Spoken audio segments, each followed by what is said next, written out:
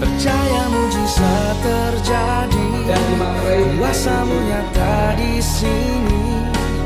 Kau melakukan perkara heran di luar pikiran. Percaya mujizat. Seorang malaikat yang gagah, yang berseru dengan suara nyaring, katanya, siapakah yang layak membuka gulungan kitab itu dan membuka materai-materainya?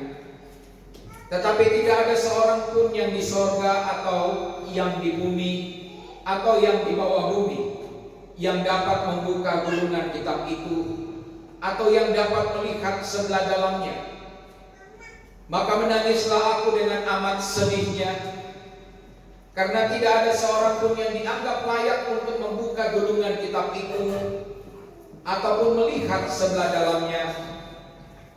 Lalu berkatalah seorang dari tua-tua itu kepadaku, jangan engkau menangis, sesungguhnya singa dari suku Yehuda, yaitu tunas Daud, telah menang sehingga ia dapat membuka gulungan kitab itu dan membuka ketujuh materainya.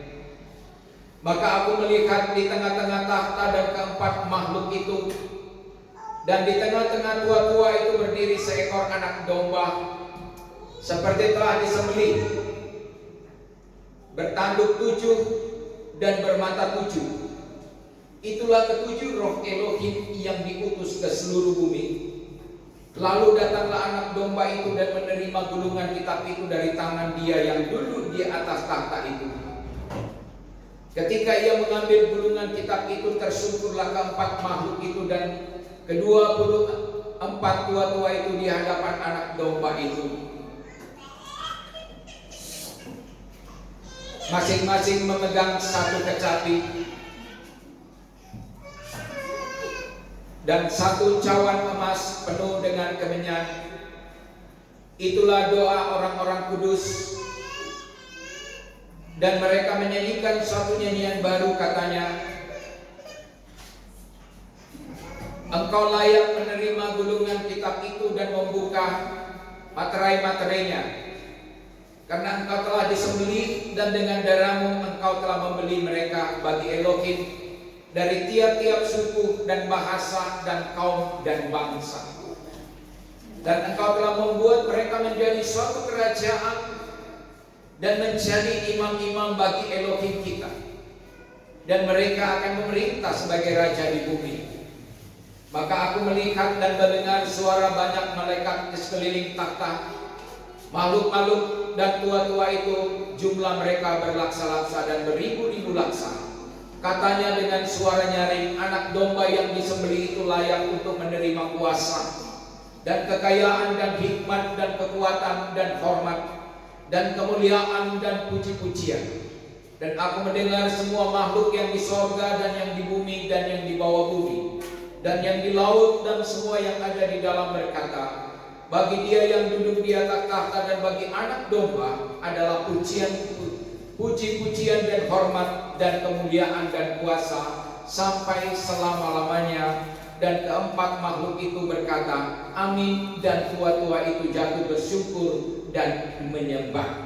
Amin. Saudara, Bapak Ibu yang dikasihi Tuhan, bahwa memang tantangan kita untuk menjalani hidup itu tidaklah mudah, ya, butuh perjuangan yang keras, butuh sikap dari hidup kita sendiri. Jadi saudara, dalam kitab ini, kitab Wahyu, di mana Yohanes atau Yohanan punya penglihatan yang sungguh, dan dia melihat suatu keadaan di mana terjadi di mana kemuliaan Tuhan sedang terjadi, dan Yohanes menggambarkan itu.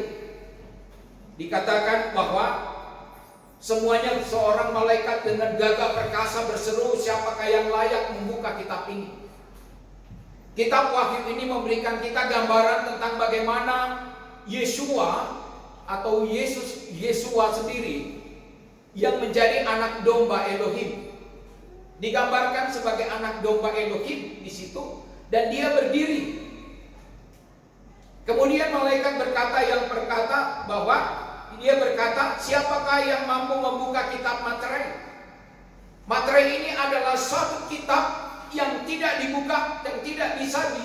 dibuka oleh siapapun. Adalah suatu zaman yang di dalamnya hukum-hukum Tuhan ada. Dan di dalamnya kitab materai ini luar dan dalam telah dimateraikan dan tidak ada yang sanggup membuka. Artinya bahwa seluruh perjalanan dunia ini ketika kehadiran Tuhan berfirman, aku akan membuat suatu perjanjian dan penyelamatan yang baru kepada umatku, maka zaman ini termaterai dan tertutup. Kitab Wahyu ini menerangkan kepada kita supaya kita pahami bahwa siapa yang bisa membuka materai, artinya materai perjalanan sejarah bangsa-bangsa, perjalanan kehidupan manusia dalam peradaban dunia, itu dikatakan ada di dalam materai itu. Mulai dari perjalanan kehidupan penginjil-penginjil sejak dari awal para rasul sampai sekarang gereja-gereja terlukiskan sedemikian rupa, digambarkan adalah bagian daripada materai yang tertutup dan baik luar maupun dalam. Kemudian zaman ini, ketika zaman di perjanjian lama telah ini hukum-hukum Tuhan dan ketetapan dan juga segala serta diletakkan sedemikian rupa. Kemudian untuk menjelajahi perjanjian baru, kitab ini termaterai. Tidak ada yang sanggup membukanya, tidak ada yang sanggup memegangnya sedemikian rupa sehingga malaikat itu berkata, siapakah yang sanggup membuka kitab ini? Dikatakan di dalam ayat 3, tidak ada seorang pun di surga atau di bumi atau di bawah bumi yang dapat membuka gulungan kitab itu, ya, untuk melihat sebelah dalamnya. Maka menangislah aku dengan amat sedihnya, karena tidak ada seorang pun yang dianggap layak membuka gulungan kitab itu ataupun melihat sebelah dalamnya. Yohanes menangis. Semua orang terdiam. Di tengah-tengah perjanjiannya Yahweh Elohim untuk ketetapan Tuhan dalam dunia-dunia berikutnya sebagai dunia perjanjian baru. Menangislah Yohanes melihat itu, saudara. Dia katakan, lalu berkatalah seorang tua-tua kepadaku, ada 24 tua-tua itu adalah termasuk ada para nabi. Dikatakan itu, berkatalah seorang tua-tua kepadaku, jangan engkau menangis, sesungguhnya singa dari suku Yehuda yaitu Tunas Daud telah menang, sehingga ia dapat membuka gulungan kitab itu dan membuka ketujuh materai. Haleluya, saudara. Singa dari suku Yehuda, kita tahu siapa dia. Dia adalah Tunas Daud. Singa dari suku Yehuda adalah Yesua sendiri. Dia sudah melaksanakan sakramen yang luar biasa. Dia menderita, diolok-olok dan dia mati. Dan kemudian dia bangkit, dia naik ke surga dan duduk sebagai imam. Disitulah terjadi kelihatan Tuhan perlihatkan ini skenario ini kepada Yohanes. Maka dia katakan bahwa tidak ada yang sanggup, hanya Yesua yang sanggup membuka materai. Materai adalah zaman mulai dari kehadiran Yesua sampai ditutupnya kitab Wahyu. Suatu perjalanan sejarah yang panjang yang dimiliki, yang kita dapat mengerti keadaan kita sekarang. Oleh sebab itu kita bersyukur bahwa kitab Wahyu telah memberikan penerangan kepada kita bahwa materai ini dibuka mulai dari perjalanan kehadiran Yesua sampai dengan kitab materai yang ditutup, sampai dengan dunia ditutup juga ada di dalam genggaman Tuhan Yesua. Amin, saudara. Amin. Jadi Yesua mengontrol semua perjalanan kehidupan dunia dan umat-umatnya. Dia duduk sebagai imam yang memahami kelemahan setiap umat-umatnya. Dia tahu penderitaan umat-umatnya. Mulai dari kesengsaraan gereja sejak dari abad pertama, di mana banyak martir dan banyak orang dibunuh hanya tidak menyangkal nama Tuhan. Tuhan Yesua tahu semua, saudara. Dan ayat ini menjelaskan kepada kita ketika materai itu dibuka, maka zaman semua dibentangkan, saudara. Kehadiran saudara dan saya, kita mesti pahami bahwa perjalanan kehidupan dunia ini nyata, bahwa di dalam genggaman ini hanya ada satu Tuhan, yaitu Tuhan Yesua adalah Yahweh yang membuka materai ini. Ada amin, saudara? Amin. Kita boleh berbangga karena mengenal Dia. Karena malaikat berkata, siapakah yang sanggup membuka materai perjalanan dunia ini berikutnya? Tidak ada yang sanggup, saudara. Keempat, 24 tua-tua adalah bagian dari para nabi juga ada di situ. Diam semua. Di depan tahta Yahweh Elohim, seekor anak domba yang berdiri di situ yang sudah disembelih. Dikatakan hanya singa dari suku Yehuda yang bisa melihat ini semua, yang bisa membuka ini. Jadi saudara dan saya, orang yang percaya kepada Yesus adalah orang yang berbahagia. Ada amin saudara? Orang yang memegang kekuatan yang luar biasa. Orang yang betul-betul memegang suatu urapan kuasa Tuhan sudah berikan. Dikatakan Tuhan ingin menuntun kita menjadi imamat yang rajani. Artinya bahwa dikatakan segala suku, bahasa, dan bangsa semua sudah dibayar oleh Yesus. Ada amin. Jadi kita tidak boleh ada perbedaan dari suku mana, karena Yesus sudah membayar semua itu. Tujuannya apa? Tuhan Yesus ingin menuntun kita masuk dalam suatu pemahaman sebagai seorang imam yang rajani. Imamat yang rajani itu juga yang Tuhan minta kepada semua umat khususnya mereka. Kenapa saya selalu katakan mari kita baca firman Tuhan? Karena kita mau bertumbuh. Kita mau betul-betul mengenal nama Tuhan secara pribadi. Itulah imamat yang sejati, saudara. Dikatakan ayat-ayat di dalam ayatnya yang ke-9, dan mereka menyanyikan satu nyanyian baru, katanya, engkau layak menerima gunungan kitab dan membuka materai-materainya karena engkau telah disembelih. Yesus disembelih. Ya. Dan dengan darahmu engkau telah membeli mereka bagi Elohim dari tiap-tiap suku, bahasa, kaum, dan bangsa. Engkau telah membuat mereka menjadi satu kerajaan yang menjadi imam bagi Elohim kita. Mereka akan memerintah sebagai raja di bumi. Haleluya, saudara. Jadi Tuhan ingin membentuk kita menjadi imamat yang rajani. Kenapa berkali-kali saya katakan semua boleh mengambil bagian dalam pelayanan. Ketika kita bertumbuh, ketika kita betul-betul berbuah di dalam Tuhan, maka semua berhak melayani Tuhan, karena itu adalah imamat yang rajani. Makanya kita perlu dalam penggembalaan ini kita harus mengerti tujuan dan arahan dari suatu kebenaran. Semua orang harus melayani Tuhan, jangan karena tidak bisa. Karena target Tuhan bahwa aku ingin umatku dibentuk menjadi imamat rajani. 1 Petrus 2:9 juga mengatakan demikian. Dalam Keluaran pasalnya yang ke-19 juga mengatakan demikian. Bahwa sesungguhnya Tuhan ingin menuntun kita menjadi imamat yang kuat, yang mengerti suatu kebenaran, yang betul memahami, mendapatkan urapan dari Tuhan. Jadi kita semua bersukacita. Tidak ada lagi orang yang lebih tinggi satu dengan yang lain, tetapi kita semua menjadi imamat rajani. Target kita di situ. Makanya di dalam mungkin dalam satu sidang seperti ini, sidang yang Cibinong, tujuannya supaya kita semua mandiri, bertumbuh melayani Tuhan. Amin. Jangan katakan, saya nggak bisa Pak, saya mau. Nggak bisa. Karena Tuhan, ketika target Tuhan kita dituntun, Tuhan akan membuka materai yang ke-7. Pertama, kedua, ketiga, dan keempat sampai ke-7. Dan dalam perjalanan itu banyak liku-liku persoalan yang kita hadapi. Orang Kristen disiksa, dianiaya, dikucilkan. Itu yang sedang terjadi, saudara. Pada abad pertama Masehi, seorang teolog besar, ketika dia mau dikatakan dipaksa oleh orang Romawi, kamu harus menyembah dewanya orang Yunani sama orang Romawi. Dia berkata, 85 tahun aku melayani Kristus Yesus. Dia tidak pernah menyakiti aku. Masa hari ini aku mau menyangkal dia. Langsung dia dilempar masuk ke api, saudara. Dan seluruh jemaatnya semua dibakar hidup-hidup. Dan jemaatnya berkata, tidak, aku tetap memegang kuasa.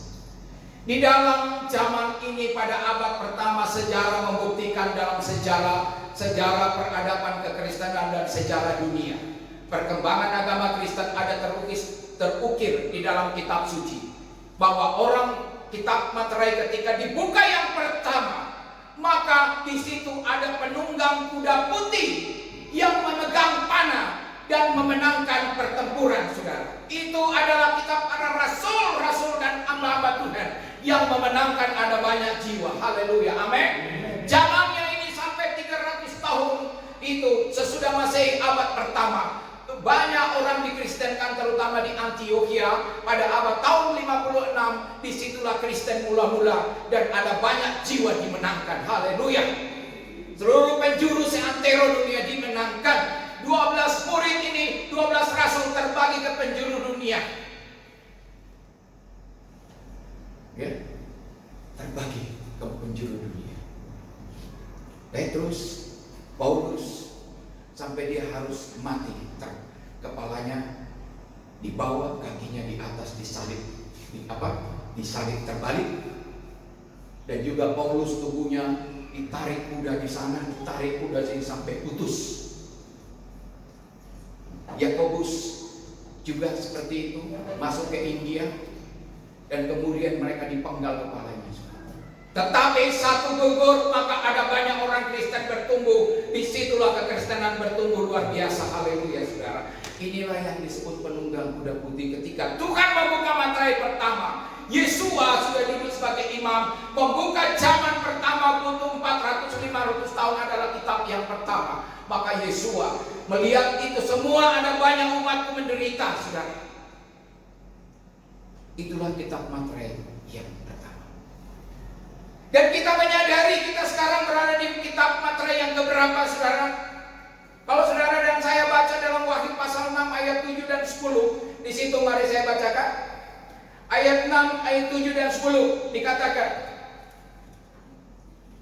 ketika anak domba itu membuka materai yang keempat, aku mendengar suara makhluk yang keempat berkata, mari, dan aku melihat sesungguhnya ada seekor kuda hijau kuning.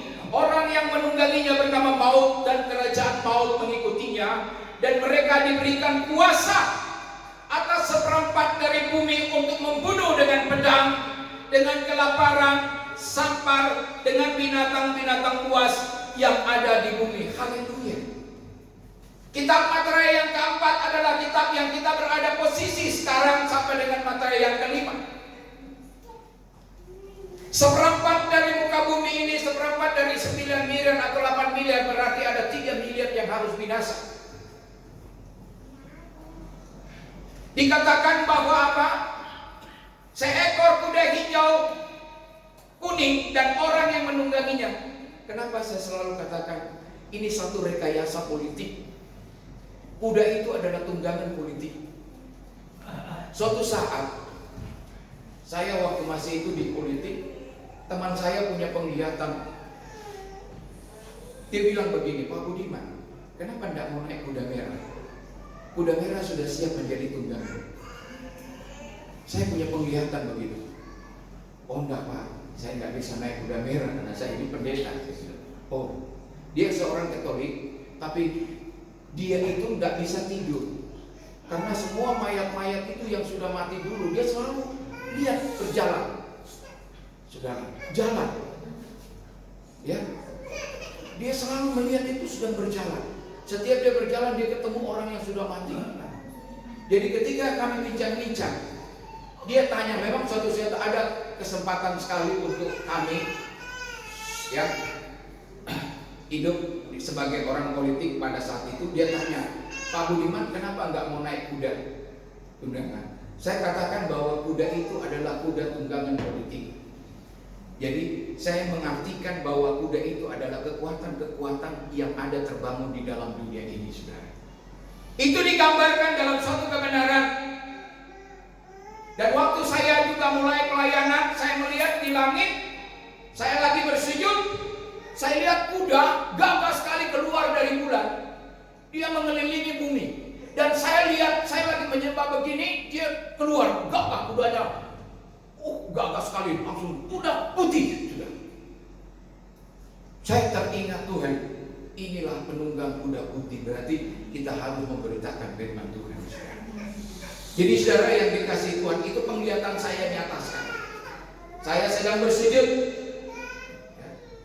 Saya sedang bersujud dan kemudian saya menyembah. Saya melihat sungguh-sungguh itu dari bulan keluar suatu kuda yang gagah, sambil dia meringkik sekali dan kemudian dia mengelilingi. Dia mengelilingi bola dunia. Saudara yang dikasihi Tuhan, bahwa kita harus tahu sebagai umat-umat Tuhan, kita berada pada posisi mana kita sekarang. Itulah sebabnya saya mau kasih tahu rahasia dari Tuhan. Dia katakan bahwa apa? Seperempat dari muka bumi ini penunggang kuda maut dan alam maut.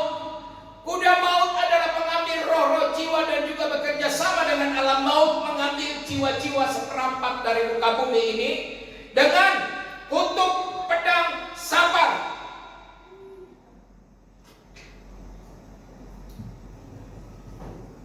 Saya terinspirasi ketika di Wuhan kemarin, para rekayasa kimia membuat suatu senjata biokimia untuk penghancuran. Ini bagian dari suatu kekuatan politik. Kekuatan politik terhadap dunia, baik Amerika dan siapapun juga, baik dari Tiongkok, semuanya berkolaborasi untuk tampil sebagai kuda tunggangan, saudara. Dan itu terjadi, dimanfaatkan oleh roh maut dan penunggang kuda maut mengambil itu dan menggunakan menjadi sampar, disebarkan ke seluruh bumi. Di dalam Ulangan 28 ayat 22 dia katakan, sampar itu terhadap demam, pilek, radang tenggorokan, dan itu digenapi dalam suatu kebenaran firman Tuhan. Itu yang terjadi di Wuhan dan tersebar ke seluruh seantero, baik rekayasa United States juga ada dan lain sebagainya. Itulah kuda yang sedang ditunggangi oleh roh maut dan pengikut maut. Saya bukakan rahasia ini. Jadi kita sadar, tetapi bagi anak domba dia katakan, orang yang ditebus dengan darahku dan ditulungi dengan darahku tidak akan tersentuh apapun. Amin. Saya terlalu yakin. Lantas kenapa kita terlalu panik? Sampai dunia jangan melihat. Itu dunia, tetapi anak Tuhan janji. Dikatakan Yeremia 25 ayat 32 juga dia katakan, kutuk sampar kepada orang-orang yang tidak berseru kepada Tuhan, orang yang tidak mengandalkan kekuatannya, maka kutuk itu akan turun. Kutuk sampar sudah merajalela ketetapannya. Saudara, kita mesti sadari kita diperhadapkan dengan berkat dan kutuk. Amin. Tidak ada jalan lain, kematian dan kehidupan. Kita diperhadapkan. Oleh sebab itu ketika berkat dan kutuk kita diperhadapkan, manusia mesti sadar bahwa saya berada di alam mana. Beruntunglah kita memiliki Adonai Yeshua HaMashiach. Amin. Tuhan Yesus. Darahnya tertumpah. Makanya selalu saya bilang sama anak-anak muda, rohmu beda dengan orang-orang yang tidak percaya. Dunia ketakutan. Jangankan pakai masker 10 lapis. Roh maut dan pengundang kuda maut sedang bekerja keras mengambil itu, mengambil damai sejahtera. Kekuatan politik merusak damai sejahtera, menghancurkan dunia. Sebentar lagi kita juga menghadapi senjata biologis perang. Apakah masih laku masker? Apakah masih laku itu apa? Obat-obat vaksin? Kalau nuklir sudah jalan, berterbangan, pecah di bumi, kita mau lari mana? Tapi Yeshua katakan dalam materai yang ketiga akhir dari kitab ini, ingat, minyak dan anggur jangan diapa-apakan sebelum aku memeteraikan umatku. Amin.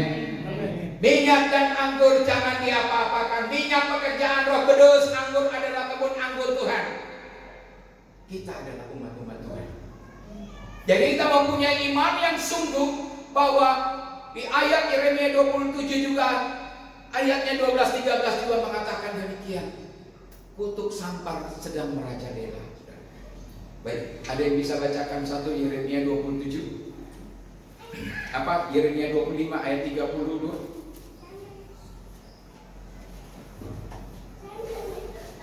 Yeremia 25 ayat 32. Beginilah firman Tuhan semesta alam. Sesungguhnya malapetaka akan menjalar dari bangsa ke bangsa, suatu badai besar akan berkecamuk dari ujung-ujung bumi. Maka pada hari itu akan bergelimpangan orang-orang yang mati terbunuh oleh Yahweh dari ujung bumi sampai ke ujung bumi. Maka tidak akan diratapi, tidak akan dikumpulkan dan tidak akan dikuburkan. Mereka akan menjadi pupuk di ladang. Amin. Kalau saya lihat orang bilang COVID main tanam aja, saya masa bodoh. Bukin dalam tanam aja selesai. Ini semua apa yang digenapi oleh firman Tuhan itu terjadi sekarang. Kita hanya punya harapan. Kalau saya di dalam Tuhan Yesus, ada darah Tuhan Yesus, kita tidak usah takut. Amin. Tidak usah takut. Sepanjang hati kita lurus, pikiran kita lurus, tidak neko-neko, kata dibilang Niko, tidak neko-neko, pasti Tuhan memberkati kita. Amin. Ya, kalau orang kita sedang diseleksi dan sedang dimurnikan di dalam kehidupan kita ini. Makanya kalau bicara hamba Tuhan sudah dipanggil Tuhan, saya juga sedih. Ya, kita sebagai pelayanan yang melayani Tuhan, yang mengabdikan hidup untuk Tuhan, ketika Tuhan panggil, selalu kita bertanya, aduh Tuhan, semuanya ditinggalkan di dalam dunia ini. Kita bangun itu tempat megah-megah, kita bangun, tapi setelah Tuhan panggil itu ditinggal semua saudara. Amin. Tandanya bahwa tidak ada yang kekal. Pengkhotbah menggenapi janjinya bahwa keturunan satu datang dan pergi, semuanya sia-sia. Jadi apa yang tidak sia-sia adalah ketika orang hidup di dalam Tuhan. Itu yang tidak sia-sia. Jadi ini kalau kita pahami sekarang, pertama banyak orang ketakutan. Kita tahu dulu kita posisi di mana. Ya. Kita posisi sekarang di mana? Sehingga kita bisa menjawab suatu karena kebenaran sudah menceritakan kepada kita. Ya. Dikatakan rancangan Tuhan, Yeremia 29 ayat 11, rancanganku damai sejahtera, rancanganku ada damai sejahtera sukacita. Aku tidak merancang yang tidak baik. Rancangan Tuhan baik. Tapi kenapa mesti ada masalah? Sekali lagi saya katakan, masalah datangnya dari diri kita sendiri, saudara. Ya. Jadi dikatakan di situ bahwa Tuhan ingin memberikan penjelasan kepada kita, anakku, jadilah menjadi imamat yang rajani. Karena ketika engkau menjadi imamat rajani, engkau pasti bertumbuh. Engkau tahu arah tujuanmu, engkau tahu posisimu di mana, engkau tahu apa yang sedang terjadi dalam dunia ini. Engkau tidak usah khawatir, karena aku sudah mengatakannya lebih dahulu kepadamu. Engkau tidak usah khawatir, engkau tidak usah takut, sebab aku menyertaimu dari awal saat ini sampai selama-lamanya. Amin. Itu dia.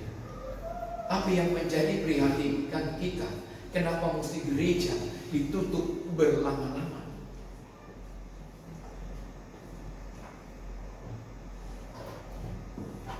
Gereja masih tutup. Baru tanggal 3 ini ada yang buka. Masjid dari dulu kita kejar-kejaran sama masjid. Ini di HSC Binong jalan terus ibadah. Mantap. Masjid juga ibadah dia di sana. Saya ngintip-ngintip Allah. Jam 4 pagi saya bangun pagi, oh udah berderet dia, semua pegang di dada, serentak turun. Saya nonton dari jauh, gereja libur. Orang yang tidak mengenal Tuhan mencari Tuhan saja, mereka ibadah cari Tuhan. Tapi gereja yang sudah mengenal nama Tuhan, segel pintunya. Apakah dalam kitab Wahyu bahwa gereja harus tutup? Saya katakan ketika melayani Tuhan, nyawa kita itu sudah dipertaruhkan. Kita komitmen di hadapan Tuhan, Tuhan saya melayanimu. Berarti kita sudah mempertaruhkan nyawa itu, selesai. Kenapa mesti takut sudah? Jadi sekali lagi saya katakan, betapa hebatnya darah Yesua. Amin, saudara. Darah Yesua melindungi saudara dan saya. Ingat di dalam kitab Keluaran Ketika bangsa Israel mau keluar, Yosua bicara kepada Tuhan bicara kepada Yosua, engkau ambil anak domba yang tidak bercatat yang bersih, lantas darahnya engkau torehkan di ambang pintu masing-masing setiap umatku. Dan ketika itu kutuk akan lewat, tidak ada yang kena. Tapi bangsa Israel, bangsa Mesir, anaknya sakit, mati, dan lain-lain sebagainya. Ini satu contoh perjalanan keluar dari Mesir adalah perjalanan kehidupan saudara dan saya. Tidak ada bedanya. Oleh sebab itu hari ini kita tidak perlu takut, kita tetap semangat, sukacita menghadapi keadaan-keadaan ini, saudara. Ada amin? Ya. Jadi tantangan yang kita hadapi kembali, kita harus betul-betul bersikap. Kita buka dulu Mazmur 91. Abang David coba bacakan Mazmur 91 dan keras lagi. Mazmur 91 ayat 5 sampai 8. Mazmur 91 ayat Kita dengarkan baik-baik ya, apa kata Tuhan buat kita semua. Mazmur 91 ayat 5 sampai 8. Engkau tak usah takut terhadap kedahsyatan malam, terhadap panah yang terbang di waktu siang, terhadap penyakit sampar yang berjalan di dalam gelap, terhadap penyakit menular yang mengamuk di waktu petang. Walau 1000 orang rebah di sisimu dan 10.000 rebah di sebelah kananmu, tetapi itu tidak akan menimpamu. Engkau hanya menontonnya, dan matamu sendiri yang melihat pembalasan terhadap orang-orang fasik. Amin, haleluya. Ayat ini sungguh-sungguh nyata, saudara. Mazmur 91 yang didengung-dengungkan, kita nikmati, kita rasakan, kita betul-betul mendapatkan anugerah luar biasa. Engkau tidak usah takut karena panah api itu siang hari. Siapa yang bisa lihat panah-panah kuasa kegelapan siang hari memanah kita? Siapa yang dia melihat kutuk-kutuk kalau sedang jalan, kutuk sampar sedang jalan di malam hari? Gak ada yang bisa lihat, saudara.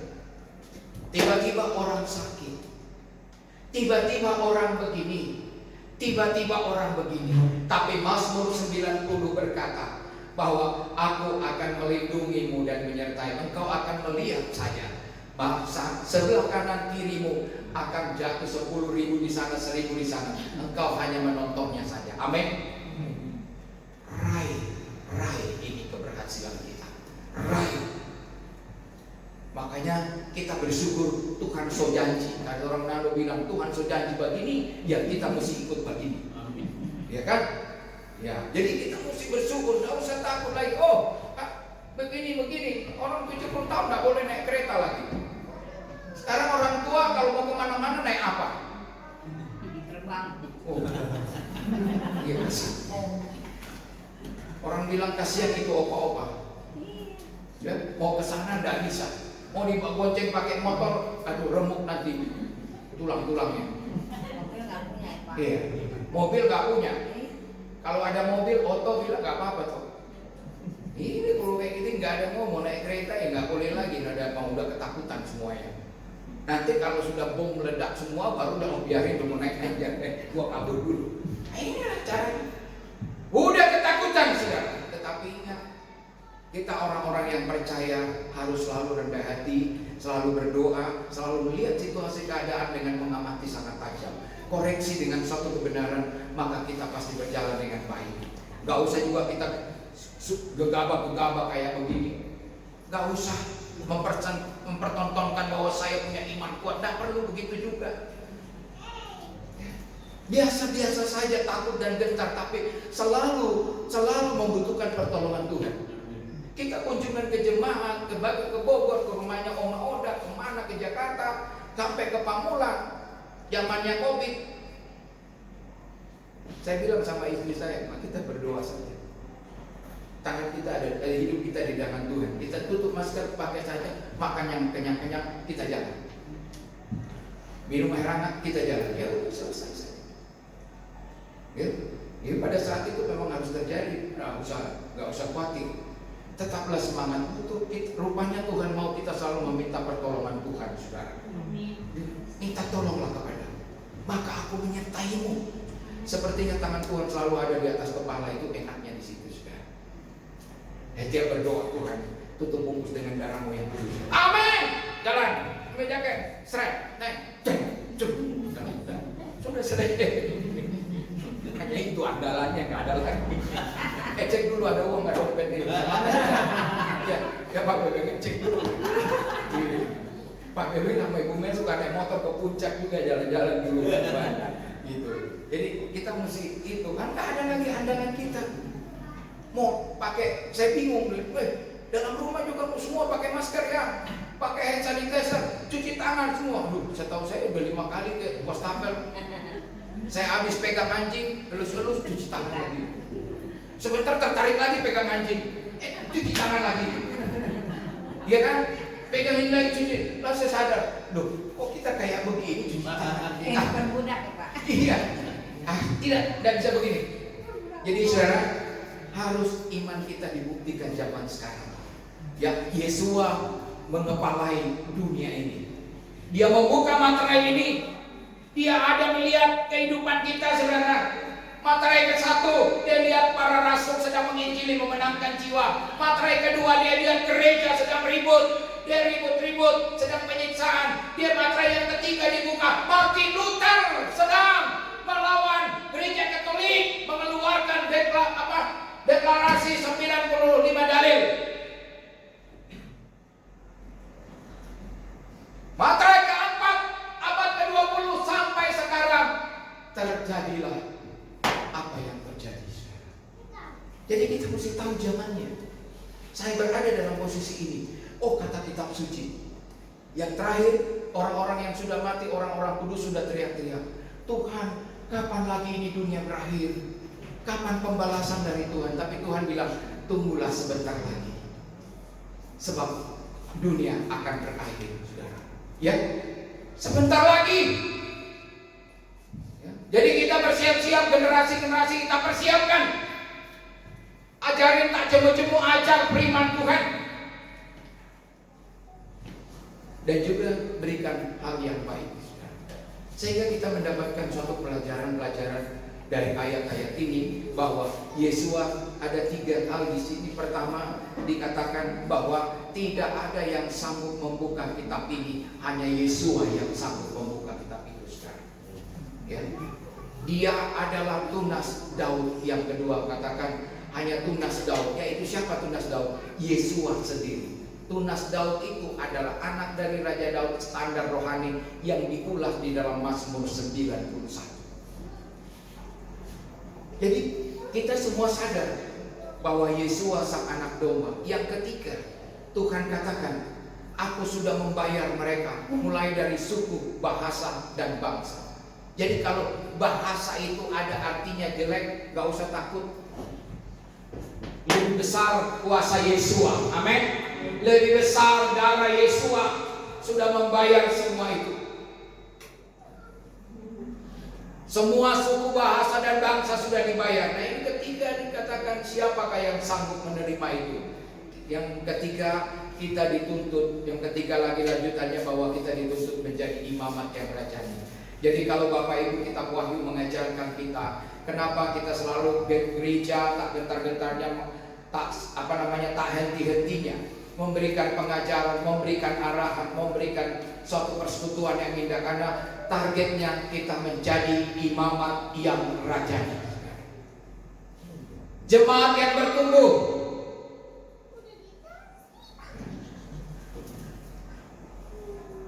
Siapa yang suka baca kitab sini? Angkat tangan semua. Ada berapa orang? Ini semua kita ada sini. Angkat tangan. Yang sisanya nggak baca.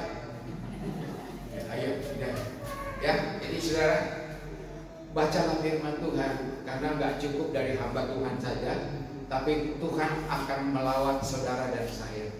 Dia akan mengajarkan saudara tentang kebenaran.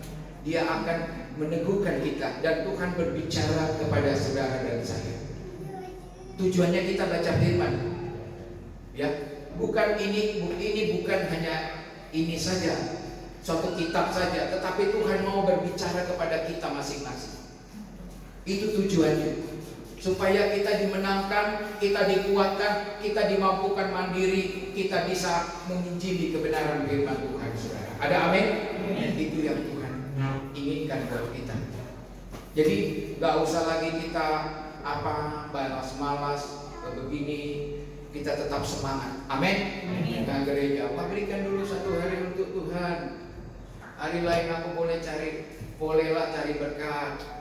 Tapi hari ke-7 aku datang di hadirat-Mu ya Bapa. Aku menyembah-Mu di dalam roh dan kebenaran. Itulah takaran rohani yang disebut Gunung Sion yang sedang dibangun, di mana Yesua adalah kepalanya di situ, saudara. Ya, jadi jemaat yang dikasihi Tuhan, dalam kitab Wahyu ini mungkin di rumah bisa dibaca ulang. Ya, Wahyu pasalnya yang ke-5 itu bisa dibaca ulang. Saya akan mengajarkan tadi ada garis besar. Di rumah diteliti dengan simak, diteliti, tapi saya tadi sudah menggambarkan garis besar daripada apa yang diingini oleh Tuhan sendiri.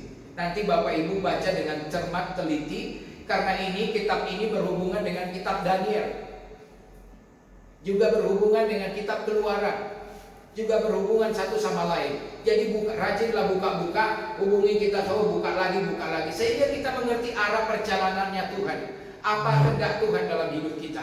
Jadi bukan asal-asalan baca, ya.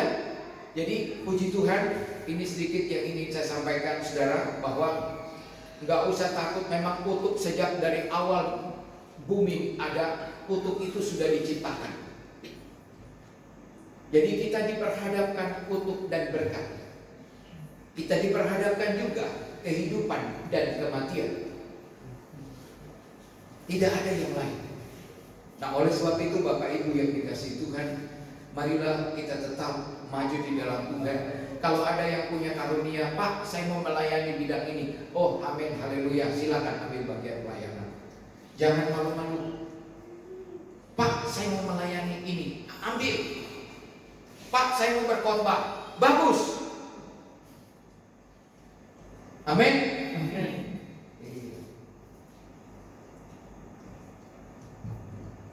Jadi Konca juga belum berkhotbah ini Pak. Kita tunggu nanti malam. Penatua mesti harus lebih rajin, ya, harus lebih menunjukkan tariknya. Jadi kita tetap maju Bapak Ibu, itulah harapan saya supaya tahun-tahun ke depan kita tetap dijaga Tuhan, dilindungi Tuhan. Amin. Sekali lagi prinsip kita positif selalu, bahwa saya hanya berbicara sesuai firman Tuhan saja. Yeremia 29 ayat 11, rancangannya Yahweh adalah rancangan damai sejahtera. Tidak ada rancangan yang tidak baik. Ya. Yesaya 53 ayat 4 dikatakan, segala kutuk, penyakit dan kelemahan sudah saya ambil alih dan saya pakukan di kayu salib. Apa yang masih kurang sudah tidak ada, saudara. Tapi yang membuat masalah, Yesaya 59 ayat 1 dan 2, tapi yang menjadi masalah adalah apa? Bukan telingaku kurang mendengar jeritanmu, bukan tanganku kurang panjang untuk menjamahmu, tapi yang menjadi penghalang antara engkau dan aku adalah dosa-dosa. Itu aja. Kalau ini beres semua, kita sukacita, kita baik sama semua orang, kita punya pikiran yang positif sama orang lain, dan kita mau mengasihi Tuhan, percayalah kita juga enak rasanya. Amin.